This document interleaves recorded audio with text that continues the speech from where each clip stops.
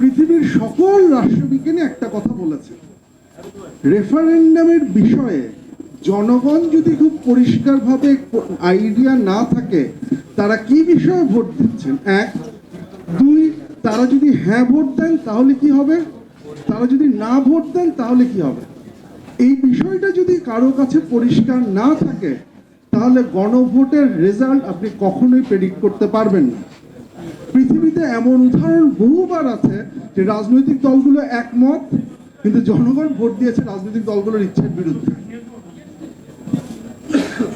যদি আপনি সিরিয়াসলি রেফারেন্ডামটাকে ব্যবহার করতে চান তাহলে যে কথাটা এনসিপি তার যে প্রস্তাবটা দিয়েছে সেখানে বলেছে যে এইটা জনগণের মধ্যে প্রচার করতে হবে, মানুষকে বোঝাতে হবে এখানে কি আছে, মানুষকে ঠিক পরিষ্কারভাবে ক্লিয়ার করতে হবে হ্যাঁ ভোট দিলে কি হবে, না ভোট দিলে কি হবে।